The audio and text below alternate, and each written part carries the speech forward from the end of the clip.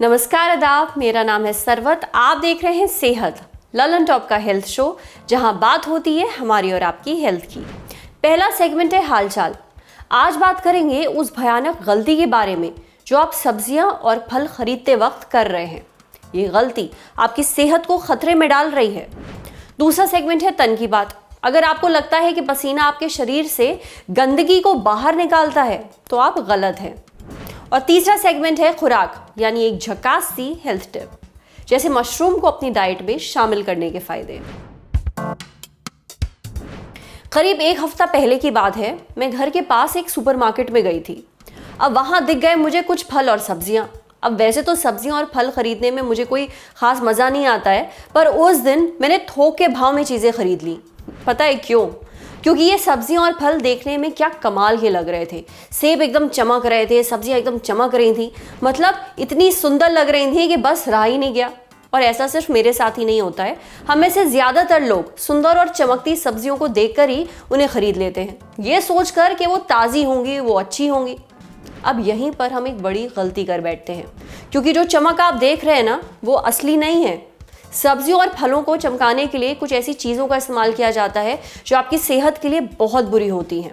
तो चलिए सबसे पहले तो जानते हैं कि किन चीज़ों का इस्तेमाल किया जाता है इन सब्जियों को सुंदर दिखाने के लिए, और ये आपकी सेहत पर किस तरह का असर डालती हैं।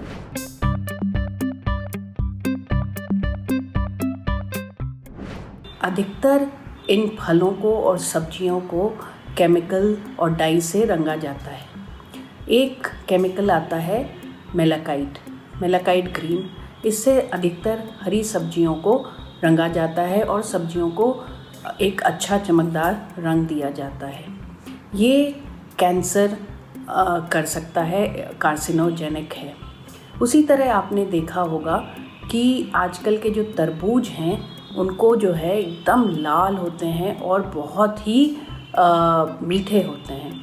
तो इनको क्या करते हैं कि इसमें शुगर का इंजेक्शन लगाते हैं और एक केमिकल आता है एरिथ्रोसिन, उसको लाल रंग देने के लिए उसको इसमें इंजेक्ट करते हैं। ये भी आपके स्वास्थ्य के लिए बहुत ही हानिकारक है। जो बाज़ार में ऑरेंज जूस बनाते हैं उसमें आर्टिफिशियल कलर मिलाते हैं और कई बार ये आर्टिफिशियल कलर जो है ये खाने लायक नहीं होता है। आपने एप्पल्स देखे होंगे या फल देखे होंगे जो बहुत ही चमकदार होते हैं, चमकदार और बहुत ही सुंदर दिखने वाले होते हैं। ये अधिकतर इनके ऊपर वैक्स या मोम लगाया जाता है और कई बार ये मोम खाने वाला मोम नहीं होता है, जो कि आपके शरीर के लिए बहुत हानिकारक हो सकता है। अधिकतर आपने सुना होगा आम को, केले को और पपीते को पकाने के लिए कार्बाइड का यूज़ करते हैं, कैल्शियम कार्बाइड। ये कैल्शियम कार्बाइड लगाने से फल जो हैं वो तुरंत पक जाते हैं और उनको जल्दी से सुंदर दिखते हैं और जल्दी पक जाते हैं। लेकिन कैल्शियम कार्बाइड एक ऐसा पदार्थ है जो कि पटाखे बनाने के काम में भी लिया जाता है। जब फलों की डिमांड बहुत होती है और वो जल्दी नहीं पकते हैं, तब कैल्शियम कार्बाइड का यूज़ किया जाता है। सुना आपने, चमकती हुई सब्जियां हमेशा अच्छी नहीं होती, उल्टा लेने के देने और पड़ जाते हैं। तो फिर फलों और सब्जियों को खरीदते हुए किन बातों का ध्यान रखना चाहिए, चलिए जानते हैं डॉक्टर से। एक तो अगर आप देखते हैं कि फल जो हैं बहुत सुंदर और एक से दिख रहे हैं और सेम कलर के दिख रहे हैं, इसका मतलब है कि इनके साथ छेड़छाड़ की गई हो। हमेशा जो है लोकल फल खाएं, लोकल सब्जियां खाएं और सीज़नल सब्जियां खाएं। अगर आप ऑफ सीज़न सब्जियां खा रहे हैं जो कि उस समय के सीज़न की नहीं हैं, या आप ऐसे फल खा रहे हैं जो उस समय सीज़न के नहीं हैं, या आजकल बहुत सारे विदेशी फल हमारे मार्केट में भरे हुए हैं, इन सब को कहीं ना कहीं थोड़ा सा या तो उनमें मोम लगा के या रंग लगा के उनको ठीक किया जाता है, जिससे कि वो जल्दी से ख़राब ना हो। एक और चीज़ है कि आपने देखा होगा कि जो ये दूध ये बाल्टों में भर के लोग लाते हैं दूध वाले, तो उनको वो दूध ख़राब होने के चांसेस बहुत होते हैं, क्योंकि उनके उसमें कोई भी ऐसी चीज़ नहीं है जिससे कि वो दूध को ठंडा रखें और बिगड़ने से बचा सकें। तो वो उसमें पेंट और डिटर्जेंट मिलाते हैं, तो इसको भी आप बहुत ध्यान दीजिए। जब भी आप कोई फल या सब्जी लें तो उसको गीले कपड़े से पोंछ के देखें कि उसमें रंग तो नहीं निकल रहा। उससे भी अच्छा तरीका है कि आप फल और सब्जियों को 30 मिनट नमक और सफ़ेद सिरके के पानी में भिगा के रखिए। अगर उनमें रंग लगा होगा तो वो उसमें उतर आएगा। मोम को देखने के लिए आप उसको ब्लेड से खुरच के देखिए, अगर वो निकल रहा है इसका मतलब इसमें खाने वाला वैक्स या मोम नहीं लगा है। जहाँ का जो सबसे बड़ा फूड कंट्रोल का बोर्ड है FSSAI, उसने एक पिंक बुकलेट भी निकाली है।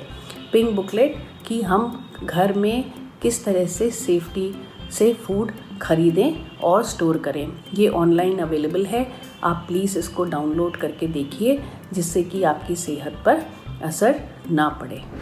तो अगली बार आप तरकारी खरीदने निकलें तो डॉक्टर रेखा की बताई हुई टिप्स ज़रूर याद कर लिएगा। अब बढ़ते हैं सेहत के अगले सेगमेंट की तरफ। पसीना। अब कई लोगों को ऐसा लगता है कि जब ये निकलता है तो आपके शरीर से टॉक्सिन यानी कि गंदगी जो है वो बाहर निकल जाती है, पर आप गलत हैं। पसीना इसलिए नहीं निकलता क्योंकि आपका शरीर गंद बाहर निकालना चाह रहा है। पसीना निकलने के पीछे एक वजह है। अब क्या है वो?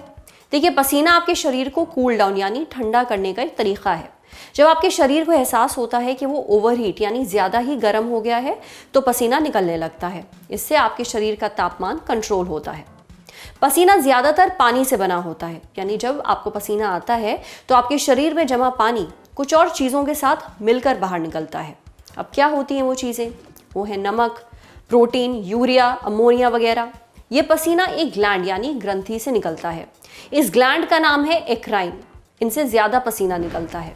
ये ग्रंथियाँ ज़्यादातर होती हैं आपकी हथेलियों, तलवों, माथे और बगलों में, पर ये बाकी शरीर पर भी पाई जाती हैं। दूसरी तरह की ग्रंथि का नाम है एपोक्राइन। ये ग्रंथियाँ बड़ी होती हैं। ये आपकी बगलों, पेट के नीचे के हिस्से में और ब्रेस्ट एरिया में पाई जाती हैं। आपके पसीने से जो बदबू आती है वो इन ग्रंथियों से निकलता है। हालांकि बता दें कि पसीने की अपनी कोई भी स्मेल नहीं होती है, पर जब पसीना आपकी स्किन पर जमा बैक्टीरिया के संपर्क में आता है तो उससे आती है बदबू।